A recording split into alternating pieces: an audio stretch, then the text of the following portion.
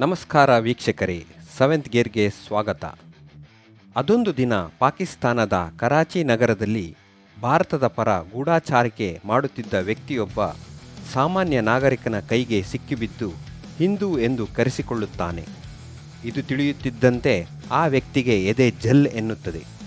ಯಾಕೆಂದರೆ ಪಾಕಿಸ್ತಾನದ ನೆಲದಲ್ಲಿ ನಿಂತು ಭಾರತಕ್ಕಾಗಿ ಮಾಹಿತಿ ಸಂಗ್ರಹಿಸುವುದು ಎಂದರೆ ಸುಲಭದ ಮಾತಲ್ಲ. ಸ್ವಲ್ಪ ತಪ್ಪಿದರೂ ಜೀವವನ್ನೇ ಪಣಕ್ಕಿಡಬೇಕಾಗುತ್ತದೆ. ಪಾಕಿಸ್ತಾನದಂಥ ಶತ್ರು ರಾಷ್ಟ್ರಕ್ಕೆ ಸಿಕ್ಕಿಬಿದ್ದರೆ ವರ್ಷಗಟ್ಟಲೆ ಕತ್ತಲೆ ತುಂಬಿದ ಜೈಲಿನಲ್ಲಿ ಅವರು ಕೊಡುವ ಚಿತ್ರಹಿಂಸೆಯಿಂದ ನರಳಿ ಸಾಯುವುದೊಂದೇ ದಾರಿ. ಈಗಾಗಲೇ ಮಹತ್ ಸಾಧನೆ ಮಾಡಲು ಹೋದವರು ತಮ್ಮ ಪ್ರಾಣವನ್ನೇ ಮುಡುಪಾಗಿಟ್ಟ ಅನೇಕ ನಿದರ್ಶನಗಳಿವೆ. ಹೀಗೆ ಹಿಂದೂ ಎಂದು ಕರೆಸಿಕೊಂಡಿದ್ದರೂ ಏನೂ ಆಗದೆ ಶತ್ರುಗಳಿಂದ ಪಾರಾಗಲು ಕಾರಣ ಹೀಗೆ ಗುರುತಿಸಿದ್ದೂ ಸಹ ಒಬ್ಬ ಪಾಕಿಸ್ತಾನದಿಂದ ಶೋಷಿತಗೊಂಡ ಹಿಂದೂನೇ ಆಗಿರುತ್ತಾನೆ. ಇಂತಹ ಸಂದಿಗ್ಧ ಪರಿಸ್ಥಿತಿಯಿಂದ ಪಾರಾಗಿದ್ದ ಚಾಣಾಕ್ಷ, ಭಾರತದ ಜೇಮ್ಸ್ ಬಾಂಡ್ ಎಂದು ಕರೆಸಿಕೊಳ್ಳುವ ಏಕೈಕ ವ್ಯಕ್ತಿ NSA ಅಜಿತ್ ಧೋವಲ್.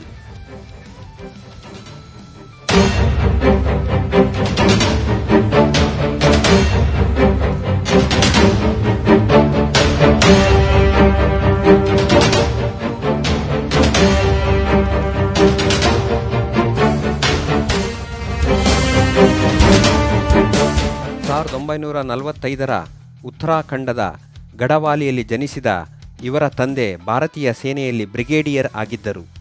1968ರಲ್ಲಿ ನಡೆದ IPSನಲ್ಲಿ ಟಾಪರ್ ಆಗಿ ಹೊರಹೊಮ್ಮಿದ ಇವರು ಮೊದಲು ಕೇರಳ ಕೇಡರ್ನಲ್ಲಿ ಸೇವೆ ಸಲ್ಲಿಸಿದರು. 7 ವರ್ಷಗಳ ಕಾಲ ಪಾಕಿಸ್ತಾನ ಸೈನ್ಯದಲ್ಲಿ ಸೈನಿಕರಾಗಿ ಇದ್ದುಕೊಂಡು ಅನೇಕ ವಿಷಯಗಳನ್ನು ಭಾರತಕ್ಕೆ ರವಾನಿಸಿದ್ದರು. ಅಸ್ಸಾಂನಲ್ಲಿ ನಡೆದ ಉಲ್ಫಾ ಆತಂಕವಾದಿಗಳ ಬಗ್ಗು ಬಡಿದಿದ್ದು, ಮಿಜೋರಾಂನಲ್ಲಿ ನಡೆದ ದಂಗೆಯನ್ನು ನಿಯಂತ್ರಿಸಿದ್ದೂ ಇವರೇ. ಕಾಶ್ಮೀರದಲ್ಲಿ ಭುಗಿಲೆದ್ದಿದ್ದ ಪ್ರತ್ಯೇಕತಾ ಹೋರಾಟವನ್ನು ಹತ್ತಿಕ್ಕಿ ಅಲ್ಲಿ ಚುನಾವಣೆಗೆ ನಡೆಸಲು ರಹದಾರಿ ಮಾಡಿಕೊಡಲು ಮೂಲ ಕಾರಣ ಇದೇ ಅಜಿತ್ ಧೋವಲ್. 1988ರಲ್ಲಿ ಅಮೃತಸರದ ಸ್ವರ್ಣ ಮಂದಿರದಲ್ಲಿ ಕೊನೆಯ ನಿಮಿಷಗಳವರೆಗೂ ಉಗ್ರರ ಜೊತೆ ಉಗ್ರರಾಗೇ ಇದ್ದುಕೊಂಡು ಅತ್ಯಂತ ನಿಖರ ಮಾಹಿತಿಗಳನ್ನು ಸೇನೆಗೆ ರವಾನಿಸುತ್ತಾ ಆಪರೇಷನ್ ಬ್ಲ್ಯಾಕ್ ಥಂಡರನ್ನು ಸಂಪೂರ್ಣ ಯಶಸ್ವಿಯಾಗಿಸಿದ ಪ್ರಮುಖರಲ್ಲಿ ಇವರೂ ಒಬ್ಬರು. 1999ರ ಡಿಸೆಂಬರ್ನಲ್ಲಿ ISI ಬೆಂಬಲಿತ ಹಿಜ್ಬುಲ್ ಮುಜಾಹಿದ್ದೀನ್ ಉಗ್ರ ಸಂಘಟನೆಯ ಭಾರತದ ವಿಮಾನವನ್ನು ನೇಪಾಳದಿಂದ ಅಪಹರಿಸಿ 27 ಜನರನ್ನು ದುಬೈನಲ್ಲಿ ಇಳಿಸಿ ನಂತರ 149 ಮಂದಿ ಪ್ರಯಾಣಿಕರು ಹಾಗೂ ಸಿಬ್ಬಂದಿ ಸಹಿತ ತಾಲಿಬಾನ್ ಬೆಂಬಲಿತ ಕಂದಹಾರ್ನಲ್ಲಿ ಆಶ್ರಯ ಪಡೆದಿದ್ದರು. ಆಗ 3 ಜನ ಸಂಧಾನಕಾರರಲ್ಲಿ ಪ್ರಮುಖರಾಗಿ ಕಾರ್ಯನಿರ್ವಹಿಸಿ ಎಲ್ಲ ಪ್ರಯಾಣಿಕರನ್ನು ಬಿಡುಗಡೆಗೊಳಿಸಲು ಕಾರಣರಾದವರೇ ಧೋವಲ್.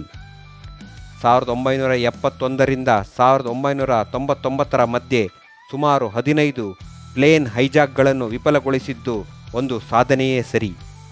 ಇಂಟೆಲಿಜೆನ್ಸ್ ಬ್ಯೂರೋ ಅಧ್ಯಕ್ಷರಾಗಿದ್ದ ಇವರಿಗೆ ಭಾರತೀಯ ಸೇನೆಯು ಪ್ರಪ್ರಥಮವಾಗಿ ಕೀರ್ತಿ ಚಕ್ರವನ್ನು ನೀಡಿ ಗೌರವಿಸಿದೆ. 2005ರಲ್ಲಿ ಸೇನೆಯಿಂದ ನಿವೃತ್ತಿ ಹೊಂದಿದ ನಂತರ ವಿವೇಕಾನಂದ ಎಂಬ ಸಂಸ್ಥೆಯನ್ನು ಕಟ್ಟಿಕೊಂಡು ಸಾಮಾಜಿಕ ಕಾರ್ಯದಲ್ಲಿ ನಿರತರಾಗಿದ್ದರೂ ಭಾರತೀಯ ಸೇನೆಯ ಜೊತೆ ಬೇಹುಗಾರಿಕಾ ಒಡನಾಟ ಬಿಡಲಿಲ್ಲ. ಹಾಗಾಗಿ 2014ರಲ್ಲಿ ಮೋದಿ ಪ್ರಧಾನಿಯಾದ ನಂತರ ಅಜಿತ್ ಧೋವಲ್ರನ್ನು ಕರೆಸಿ ಭಾರತೀಯ ಭದ್ರತಾ ಸಲಹೆಗಾರರನ್ನಾಗಿ ನೇಮಿಸಿದರು. ನ್ಯಾಷನಲ್ ಸೆಕ್ಯುರಿಟಿ ಅಡ್ವೈಸರ್ ಆದ ನಂತರ 2014ರಲ್ಲಿ ಐಸಿಸ್ ದಂಗೆ ವೇಳೆ ಇರಾಕ್ನ ಟಿಕ್ರಿತ್ನಲ್ಲಿ ಸಿಕ್ಕಿಬಿದ್ದಿದ್ದ 46 ಜನ ಭಾರತೀಯ ನರ್ಸ್ಗಳನ್ನು ಸುರಕ್ಷಿತವಾಗಿ ತವರಿಗೆ ಕರೆತಂದಿದ್ದರು. 2015ರಲ್ಲಿ ಮಯನ್ಮಾರ್ ಗಡಿಯ ಒಳಗೆ ಸುಮಾರು 5 ಕಿಲೋಮೀಟರ್ನಷ್ಟು ನುಗ್ಗಿ 50 ಜನ ಉಗ್ರರನ್ನು ಕೂಂಬಿಂಗ್ ಆಪರೇಷನ್ ಮೂಲಕ ದಮನ ಮಾಡಿದ ಖ್ಯಾತಿ ಇವರಿಗೆ ಸಲ್ಲುತ್ತದೆ.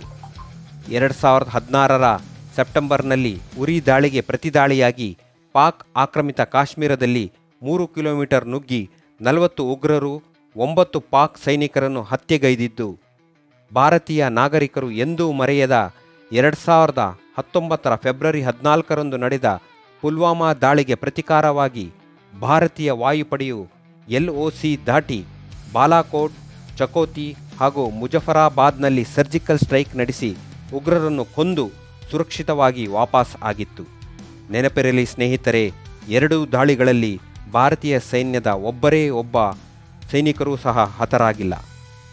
ಭಾರತೀಯ ಪೈಲಟ್ ಅಭಿನಂದನ್ ವರ್ಧಮಾನ್ ಪಾಕಿಸ್ತಾನದ ವಶದಲ್ಲಿದ್ದಾಗ ಅಮೆರಿಕ ಜೊತೆ ಮಾತುಕತೆ ನಡೆಸಿ ಅವರ ಬಿಡುಗಡೆ ಮಾಡಿಸಿದ್ದು, ಚೀನಾದ ಜೊತೆ ನಡೆದ ಡೋಕ್ಲಾಂ ವಿವಾದದಲ್ಲಿ ಅಜಿತ್ರ ಒಂದೇ ಒಂದು ಮಾತಿಗೆ ಚೀನಾ ಹಿಂದೆ ಸರಿದಿದ್ದು ಅವರ ರಾಜತಾಂತ್ರಿಕ ನೈಪುಣ್ಯತೆಯನ್ನು ತೋರುತ್ತದೆ.